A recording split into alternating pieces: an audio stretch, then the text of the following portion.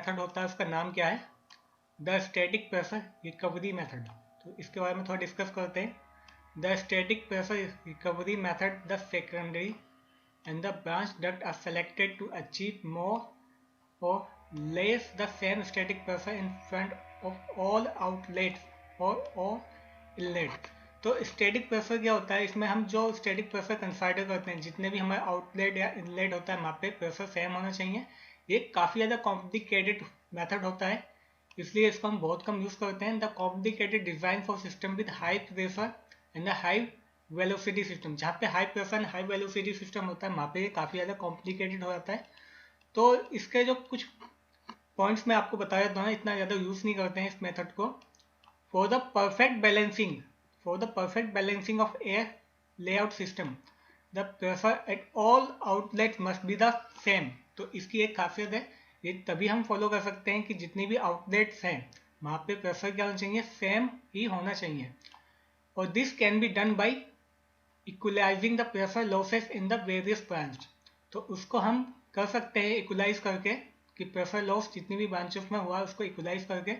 Unfortunate this method is complicated, जैसे कि मैंने बताया ये मेथड काफ़ी ज़्यादा कॉम्प्लिकेटेड होता है, इसलिए हम इसको बहुत ही कम यूज़ करते हैं। ज़्यादातर हम या तो वेलोसिटी रिडक्शन मेथड यूज़ करेंगे या फिर हम इक्वल फ्रिक्शन मेथड यूज़ करते हैं। तो इसकी कुछ एडवांटेज भी होती हैं, वो आपको दिखा देता हूँ।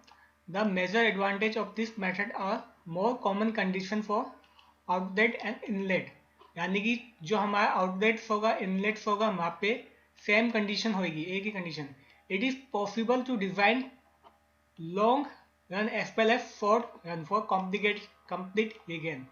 तो लॉन्ग टर्म्स के लिए भी हमें अगर कोई डिज़ाइन करना है काफ़ी ज़्यादा सालों तक, तो वहाँ पे भी हम static pressure recovery method use कर सकते हैं, क्योंकि काफ़ी ज़्यादा कॉम्प्लिकेटेड होता है और काफ़ी ज़्यादा एग्जैक्ट हमें डिज़ाइन बना के देता है, एग्जैक्ट हमें वैल्यू हमें गिवन करता है। It is sufficient to design for man ducts, ये ज़्यादा हम यूज़ करते हैं मैन डक्ट्स में, क्योंकि मैन डक्ट्स में प्रेशर लॉस क्या होता है, सेम ही होता है। तो ज़्यादा हम मैन डक्ट्स के डिज़ाइन में ही वहाँ पे यूज़ करते हैं इसको। ठीक है, तो ये कुछ इसके मैंने बता दिया स्टैटिक प्रेशर रिकवरी मेथड के कुछ इंपॉर्टेंट पॉइंट्स हैं। अगर आपको समझ में आया तो अच्छी बात है, नहीं तो आप हमारी वेबसाइट पर जाकर इस कंटेंट्स को एक दोबारा से चेक कर सकते हैं। तो नेक्स्ट स्लाइड पे चलते हैं। तो यहाँ पे कुछ ग्राफ्स हम यूज़ करते हैं मैनुअली, अगर हमें कैलकुलेट करना है डक्ट का साइज तो हम यहाँ पे ग्राफ यूज़ करते हैं। जैसे कि यहाँ पे मैंने एक ग्राफ दिखाया हुआ है, अगर CFM और हमें फ्रिक्शन लॉस दिया हुआ है तो उसके हिसाब से हम कैसे हम निकाल सकते हैं डक्ट का साइज।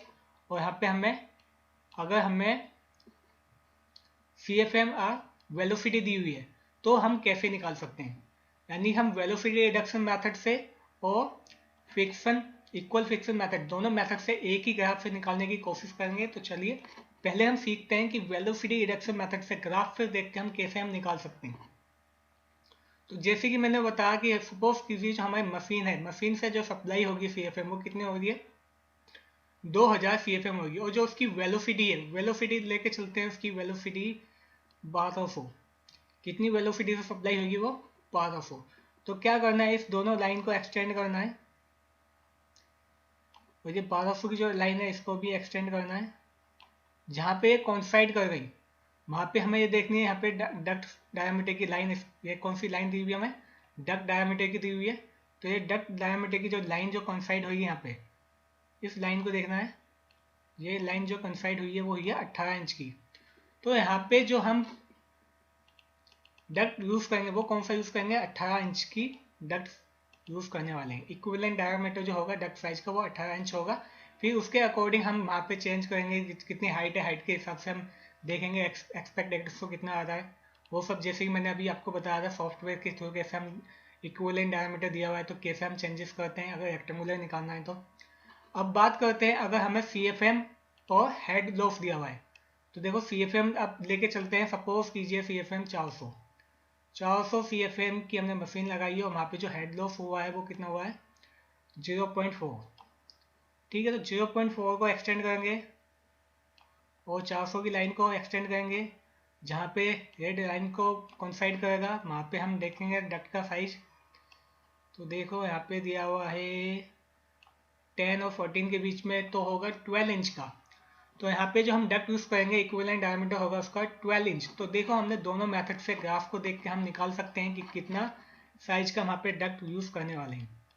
तो ये काफ़ी ज़्यादा इंपॉर्टेंट है कि आपको ग्राफ देख के भी आपको पता होना चाहिए कैसे हम डक्ट का साइज निकालेंगे, और सॉफ्टवेयर को मैंने बता ही दिया सॉफ्टवेयर से कैसे निकालना है। तो आगे चलते हैं। इसमें ये आपको एक वही ग्राफ दिखाया हुआ है, यहाँ पे CFM दिया हुआ है, नीचे फ्रिक्शन लॉस दिया हुआ है, यहाँ पे FPM। इस ग्राफ से देख के हम डक्ट साइज निकाल सकते हैं। आगे चलते हैं। अब देखो एक एग्जांपल मैंने यहाँ पे आपको दिखा दिया कि सपोज कीजिए हमें निकालना है डक्ट का साइज। अब इस चीज को हम करने वाले हैं अपने सॉफ्टवेयर पे। तो देखो मैं सॉफ्टवेयर पे कैसे निकालूंगा आपको दिखा देता हूँ। हमने सॉफ्टवेयर ओपन किया, हमने अपनी फाइल ओपन की है।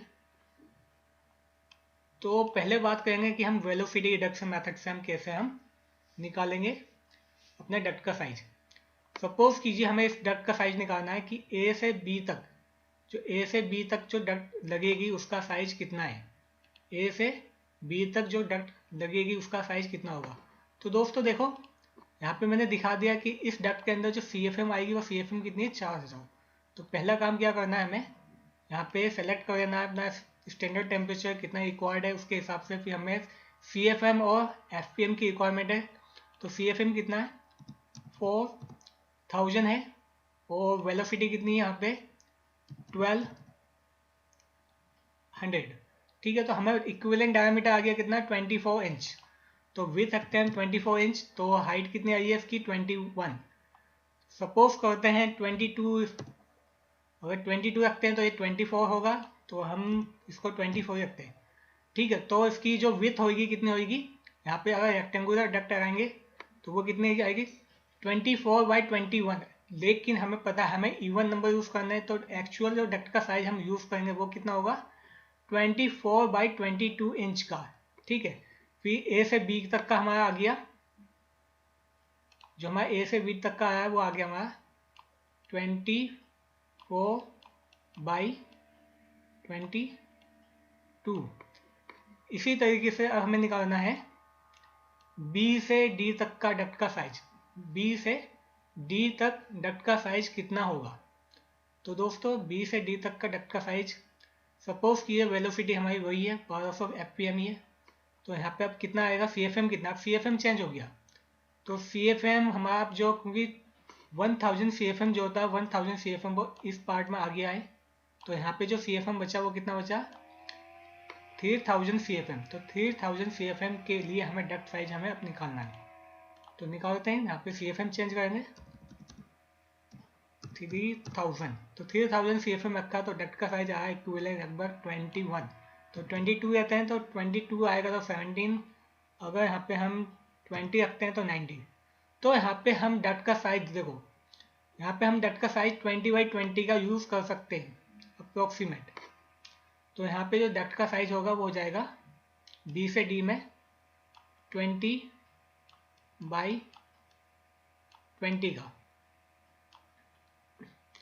अब इसी तरीके से हमें निकालना है किसमें, D से F तक का, D से F तक कितना डक्ट साइज होगा।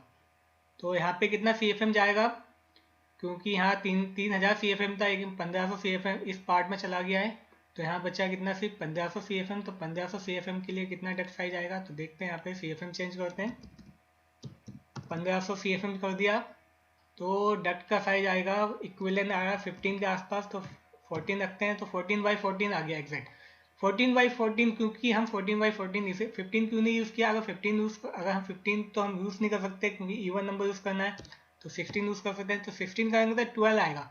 तो एक्सेप्ट एसओ कितना आएगा, इसमें 1 पॉइंट समथिंग कुछ आएगा, लेकिन हम कोशिश करते हैं जो एक्सेप्ट एसओ आए अप्रोक्सीमेट 1 आ जाए। 1 मतलब विड्थ को डिवाइड करो हाइट से, अगर वो 1 आता है तो उसी साइज को हम ज़्यादा प्रेफर्ड करते हैं।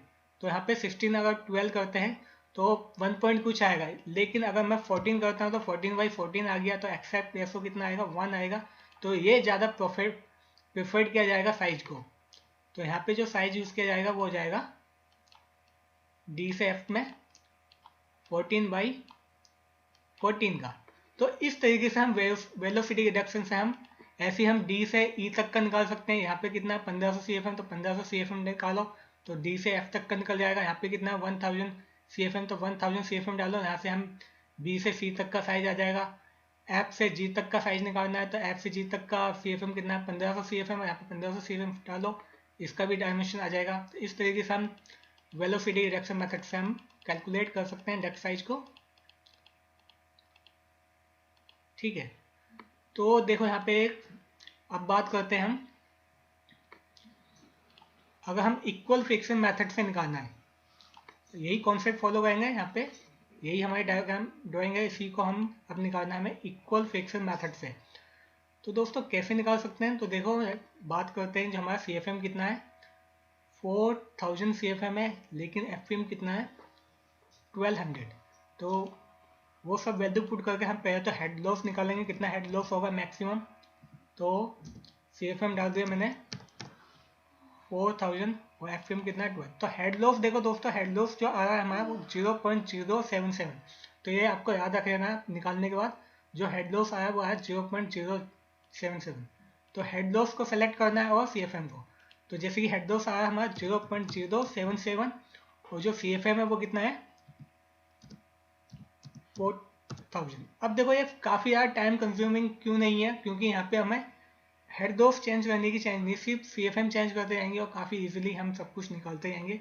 जबकि यहाँ पे हम FPM भी चेंज कर सकते हैं, हो सकता है यहाँ पे FPM कुछ हो, यहाँ पे FPM कुछ हो, स्पीड कुछ हो, यहाँ पे कुछ स्पीड हो, तो वहाँ पे हमें स्पीड भी चेंज करनी होती है। लेकिन यहाँ पे हमें हेड लॉस, हमें मैक्सिमम हेड लॉस कंसिडर किया है, तो अब हमें हेड लॉस चेंज करने की जरूरत नहीं है।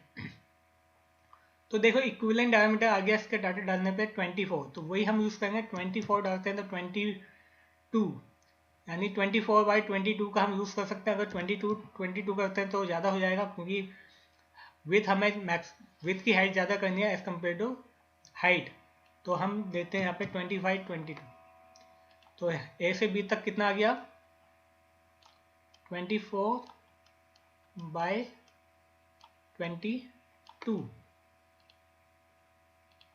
ठीक है, अब निकालते हैं यहाँ से हम बी से सी तक का निकालते हैं। बी से सी तक का निकालेंगे तो सपोज कीजिए यहाँ पे कितना है 1000, तो है इक्विवेलेंट डायमीटर आया हमारा 14.6, तो 14 लेते हैं। तो यहाँ पे 14/14 को हम यूज़ कर सकते हैं। 14/13 है, लेकिन हमें इवन नंबर यूज़ करना है, तो 14/14 को हम यहाँ पे यूज़ कर सकते हैं। तो बी से सी तक का जो है वो कितना है 14/14। अब बात करते हैं बी से डी तक की। बी से डी तक की निकालना है, तो यहाँ पे कितना CFM जाएगा, यहाँ पे 4000 CFM था, 1000 यहाँ पे गया, तो यहाँ बचा 3000 CFM। तो 3000 CFM करना है, 3000 CFM कर दिया तो इक्विवेलेंट डायमीटर आया 22। तो 22 करते हैं, यहाँ पे 22 कर दिया तो 19 आ गया। ठीक है, तो ऑड नंबर तो यूज़ नहीं करना, इवन नंबर यूज़ करना है। तो यहाँ पे हम यूज़ कर सकते हैं 22/20। तो बहुत सौ के दिमाग में आएगा कि 22/18 को नहीं यूज़ किया। अगर 20/18 यूज़ करेंगे तो एक्सेप्ट एसओ क्या होगा 1 से ज़्यादा हो जाएगा, यानी कि हमें वो वैल्यू चूज़ करनी है जिसका एक्सेप्ट एसओ क्लोज हो 1 के। तो हम 22/20 रखेंगे तो वो ज़्यादा क्लोज होगा एज कम्पेयर टू 22/18 के। ठीक है, तो इस तरीके से हम इसका भी निकाल सकते हैं, इसका भी निकाल सकते हैं, इसका भी निकाल सकते हैं। जैसे कि मैंने बताया जो फ्रिक्शन लॉस आ रहा है, फ्रिक्शन लॉस कितना हुआ था ये डालने पे हमारा हुआ था 0.077 हुआ था। और यहाँ पे जो डायमीटर आया था कितना आया था, डायमीटर दोबारा चेक कर लेते हैं, इस टेबल को फिल करते हैं।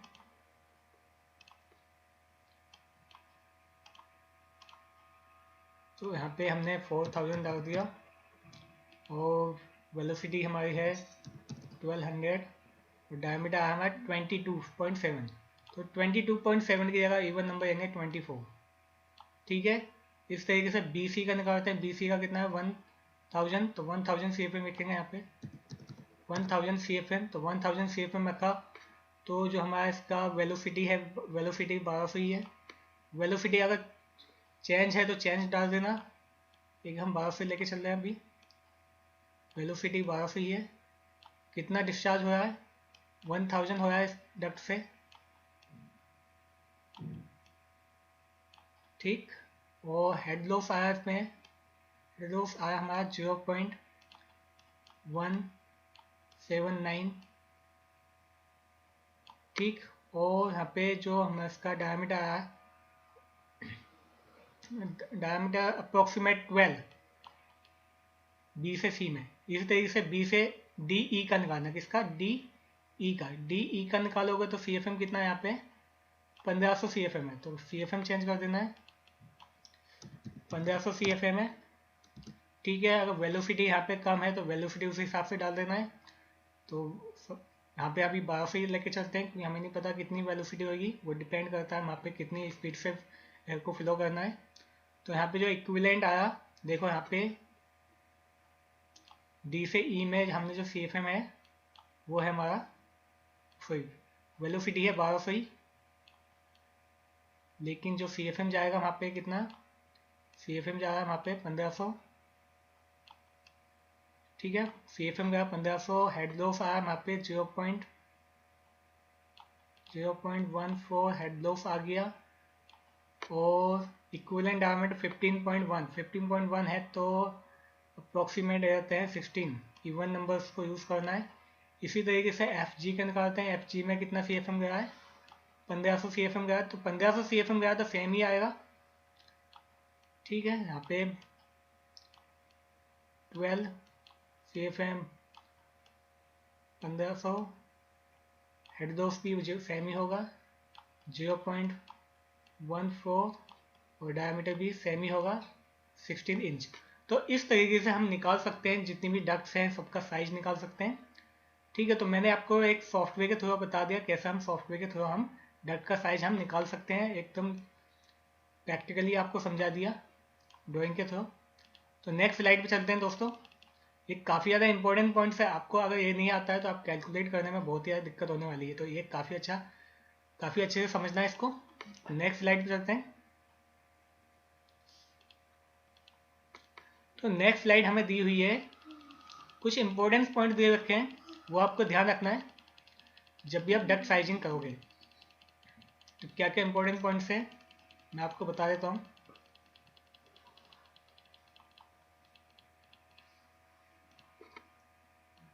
Always the width of the duct should be greater than the height of the duct। तो जैसे कि मैंने बताया, अगर डक्ट की विथ हमेशा ज़्यादा हो सकती है as compare to height, height कभी भी ज़्यादा नहीं रखनी है हमें वो वैल्यू चूज करनी है जिसका एक्सेप्ट रेशो कितना होना चाहिए, क्लोज टू 1 to 9 चल सकता है, लेकिन हम एक्सेप्ट रेशो जो ज़्यादा क्लोज 1 के होगा वो हमें प्रेफर्ड करनी है, ठीक है। मैक्सिमम 4 से ऊपर है तो उसके हिसाब 4 से ऊपर भी हो सकता है, लेकिन अगर कोई ऑप्शन नहीं है तब, लेकिन अगर प्रेफर्ड करना है तो हमें 1 के क्लोज करना है। दूसरा, जो एक्सेप्ट रेशो होती है वो 1 से 9 के बीच में रखते हैं, जो एक्सेप्ट रेशो जो हम क्लोज टू 1 होती है उसको ज़्यादा मोस्ट प्रेफर्ड करते हैं, जैसे कि मैंने बताया। तो height of the branch duct should be, ये ध्यान रखना है, जो height of the branch duct होगी should be less than 2 inch, हमेशा ब्रांच डक्ट की हाइट जो होगी मेन डक्ट से 2 इंच कम होगी। क्यों? क्योंकि फिटिंग करने में ईजी हो, क्योंकि हमें मेन डक्ट के अंदर फिट करना होता है ब्रांच डक्ट को, इसलिए हम उसकी हाइट क्या करते हैं, लेस रखते हैं 2 इंच। दूसरा, always duct sizing should be even number, जैसे कि मैंने बताया डक्ट साइजिंग करने में अगर जो भी तुम्हारा डक्ट का साइज आया है तो अप्रोक्सीमेट इवन नंबर्स को यूज करना है। और ज़्यादातर हम कौन सा मेथड यूज करते हैं, time saving equal friction method, जैसे कि मैंने बताया। तो दोस्तों आज की वीडियो हमने सीखा कि ये कैसे हम डक्ट साइजिंग कर सकते हैं। काफ़ी ज़्यादा लेंथी वीडियो हो गई होगी, तो इसलिए मैं इस वीडियो को 2 पार्ट्स में डिवाइड कर दूंगा। पहला पार्ट अभी डाल दूंगा और दूसरा पार्ट में बाद में। अगर आपको हमारी ये वीडियो पसंद आई है तो प्लीज़ हमारी वीडियो को लाइक एंड शेयर कीजिएगा, क्योंकि वीडियो बनाने में काफ़ी ज़्यादा मेहनत लगती है। अगर हम हमारी वीडियो को लाइक एंड शेयर करेंगे और हमारे यूट्यूब चैनल को सब्सक्राइब करेंगे तो आने वाले टाइम में हम और भी बहुत ज़्यादा कोर्सेज की स्टार्ट करने वाले हैं, एकदम फ्री ऑफ कॉस्ट, जो आपको आपकी स्किल में काफ़ी ज़्यादा बेनिफिट करने वाले हैं। तो आज की वीडियो में बस इतना ही। Thank you. तो हेलो दोस्तों, आपका एक बार फिर से स्वागत है हमारे यूट्यूब चैनल में। जैसे कि हमारी आपको पता है हमने जो वीडियो बनाई थी the process of duct sizing, यानी डक्ट साइजिंग या डक्ट डिजाइनिंग कैसे करते हैं, क्योंकि काफ़ी ज़्यादा लेंथी वीडियो ये बननी है, तो इस वीडियो को मैंने 2 पार्ट्स में डिवाइड कर दिया है, ठीक है। तो फर्स्ट पार्ट में हमने 2 मेथड हमने समझे थे कि कैसे हम इक्वल फिक्शन मेथड या वेलोसिटी रिडक्शन मेथड से हम कैसे हम डक्ट साइज को कैलकुलेट कर सकते हैं मैनुअली। और इस पार्ट में हम थर्ड पार्ट को समझेंगे और कैसे हम सॉफ्टवेयर के थ्रू कैसे हम डक्ट साइजिंग निकालते हैं वो सब हम इस वीडियो में समझने की कोशिश करेंगे कि सॉफ्टवेयर के थ्रू हम बाय डायग्राम कैसे हम डक्ट का साइज निकाल सकते हैं। तो चलिए बिना देरी करते हुए वीडियो को स्टार्ट करते हैं। तो सबसे पहले हम बात करते हैं यहाँ पे कि जो हमारे डक्ट्स होती हैं वो कितने टाइप्स की डक्ट होती हैं। जैसे मैंने पहले ही बता दिया था डक्ट होती हैं, डक्ट के अंदर कुछ फिटिंग्स भी यूज़ करते हैं। तो कितने टाइप्स की फिटिंग्स कितने टाइप्स की डक्ट हम यूज़ करते हैं, तो देखो यहाँ पे स्पाइरल डक्ट्स होता है, एल्यूमिनियम फॉइल फ्लेक्स डक्ट्स होता है, ओवल डक्ट्स होता है, पीवीसी डक्ट होती है, हीट प्रिजर्वेशन फ्लेक्स डक्ट होती हैं, बैंड डक्ट्स होती हैं, स्टैंपिंग डक्ट होती हैं, बैंड डक्ट्स कुछ इस टाइप की भी होती है, रेक्टेंगुलर डक्ट्स भी होती हैं, रिड्यूसिंग डक्ट भी होती हैं, ऑब्लिक 3 वे एयर डक्ट भी होती हैं, डबल लेयर स्पाइरल डक्ट भी होती है, square and round air duct भी होती हैं, बैंड डक्ट्स भी होती हैं, 3 वे डक्ट्स भी होती हैं, स्पेशल सेफ डक्ट जिसको हम ऑफसेट डक्ट भी कहते हैं, इस टाइप की डक्ट्स होती हैं। तो ये कुछ मैंने आपको डक्ट्स दिखाई हैं जो फिटिंग्स होती हैं, डक्ट्स होती हैं, कौन कौन सी डक्ट्स और कौन कौन सी हम फिटिंग्स इसके अंदर यूज़ करते हैं कि डक्ट टू डक्ट को कनेक्ट करने के लिए। तो